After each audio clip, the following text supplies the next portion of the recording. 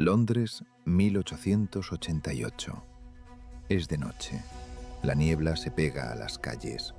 Los callejones de Whitechapel huelen a humedad, alcohol y miseria. Una mujer camina sola. No tiene dinero. No tiene un sitio seguro al que volver. Y probablemente tampoco imagina que en cuestión de minutos va a entrar en una historia que más de un siglo después sigue sin resolverse. Porque en estas calles hay alguien moviéndose entre sombras. No busca robar, no busca pelear, no actúa por impulso. Es paciente, es rápido y sabe exactamente a quién elegir. Cuando la policía llegue, él ya no estará. Y ese será el patrón una y otra vez. Pero aquí viene lo realmente inquietante. Puede que Jack el Destripador no solo fuera un asesino, puede que también fuera el primer gran monstruo mediático de la historia. Hoy vamos a reconstruir el caso.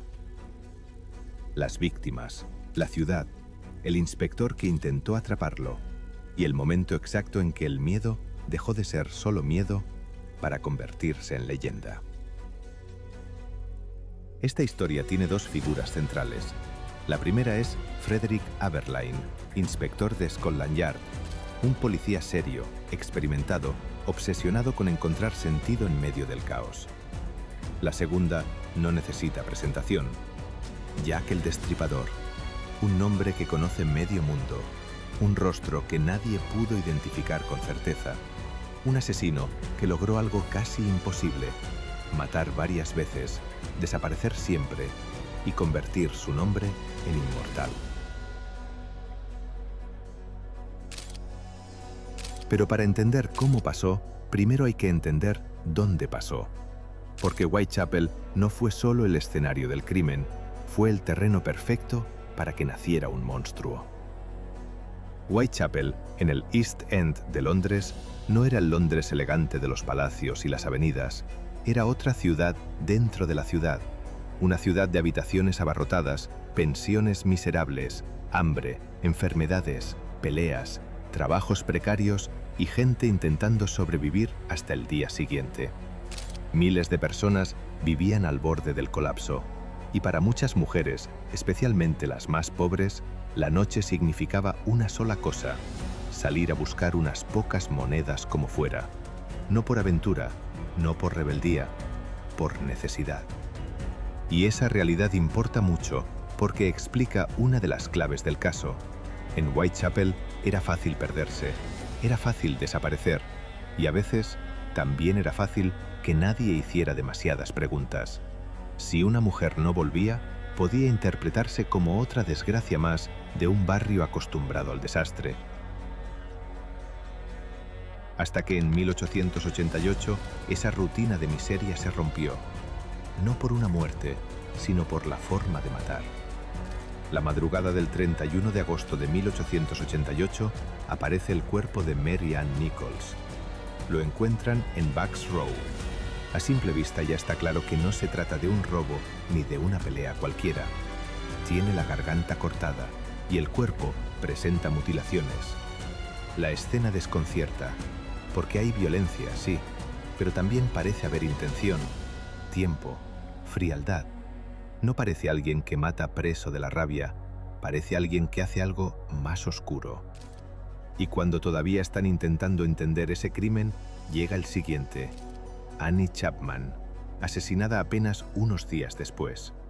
Y aquí el caso cambia por completo, porque el nivel de mutilación es mayor, más preciso, más perturbador. Algunos empiezan a pensar que el asesino podría tener ciertos conocimientos anatómicos. Otros creen que eso es exagerado.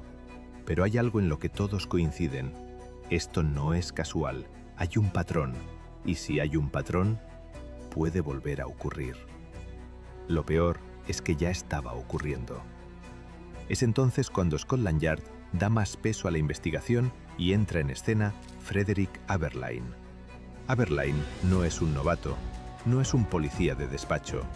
Conoce el East End, conoce a sus confidentes, conoce la calle y también conoce sus límites. Porque la policía de aquella época tenía un problema enorme. estaba persiguiendo a un asesino moderno con herramientas antiguas. No había ADN, no había cámaras, no había métodos fiables para reconstruir lo que había pasado. Solo había testimonios contradictorios, rumores y miedo. Aberline tenía una misión casi imposible: encontrar a alguien que parecía saber exactamente cuándo golpear, dónde hacerlo y cómo desaparecer antes de que nadie pudiera detenerlo. Y mientras él trataba de entender al asesino, el asesino seguía avanzando. Entonces llega una de las noches más famosas del caso, el 30 de septiembre de 1888. Primero aparece asesinada Elizabeth Stride, y poco después, esa misma noche, aparece Catherine Eddowes.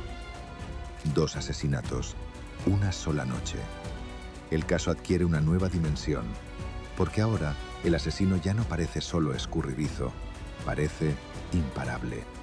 Es como si supiera que puede hacerlo, como si estuviera siempre un paso por delante. Y a partir de ese momento, Whitechapel entra en una especie de histeria colectiva. La gente empieza a sospechar de cualquiera. Cada extraño parece peligroso, cada ruido se vuelve amenazante. El miedo se extiende por toda la ciudad, y justo entonces aparece un nombre. Durante la investigación empiezan a llegar cartas, algunas supuestamente enviadas por el asesino, y en una de ellas aparece una firma que se haría eterna: Jack el Destripador. Antes había un criminal desconocido, ahora hay un personaje, un símbolo, algo que se puede nombrar y recordar. Cabe señalar que muchos investigadores creen que esas cartas pudieron ser falsas, que quizá fueron enviadas por bromistas o incluso por periodistas. Y si eso fuera cierto, significa que Jack el Destripador no fue solo un asesino real, también fue en parte una creación mediática. Los asesinatos fueron reales, pero el mito pudo construirse. Y eso hizo el caso aún más difícil de resolver, porque Aberline ya no estaba persiguiendo solo a un hombre, estaba persiguiendo a una historia que crecía cada día.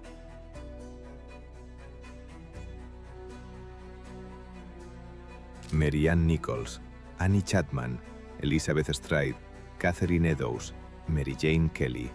5 mujeres reales, 5 vidas marcadas por la pobreza, la vulnerabilidad y la falta de oportunidades. No elegí al azar, elegí a quienes estaban más expuestas, más solas, más invisibles. Jack no solo se aprovechó de la oscuridad, se aprovechó de la desigualdad y el aislamiento. Aberline perseguía sombras y el tiempo corría en su contra. Entonces, el 9 de noviembre de 1888, se comete el asesinato más brutal de todos: Mary Jane Kelly. A diferencia de las demás víctimas, fue asesinada en el interior de una habitación.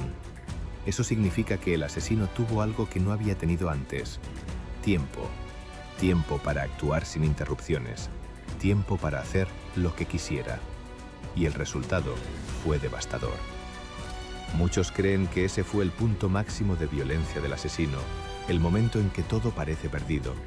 Y sin embargo, después de eso, desaparece. Ese es uno de los mayores misterios del caso. ¿Por qué parar ahí? ¿Por qué después de llegar tan lejos no hubo más? ¿Murió? ¿Fue detenido por otro delito? ¿Se marchó de Londres? ¿O nunca hubo una continuidad tan clara como pensamos? Aberline siguió investigando, se analizaron sospechosos, se persiguieron pistas, pero nunca se llegó a una conclusión definitiva. Y con el paso del tiempo, el caso no se cerró, se transformó, porque Jack el Destripador dejó de ser solo un asesino. Se convirtió en una idea, en un símbolo, en un misterio sin resolver. Y quizá por eso sigue fascinando hoy.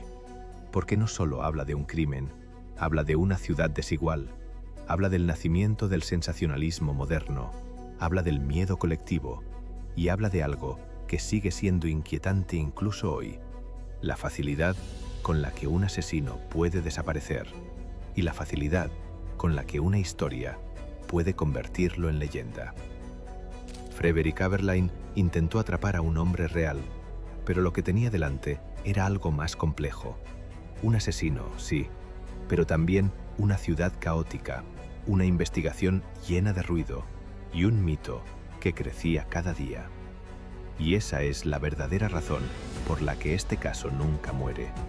Porque cuando un crimen se convierte en historia, y esa historia en leyenda, ya no pertenece solo al pasado, sigue vivo.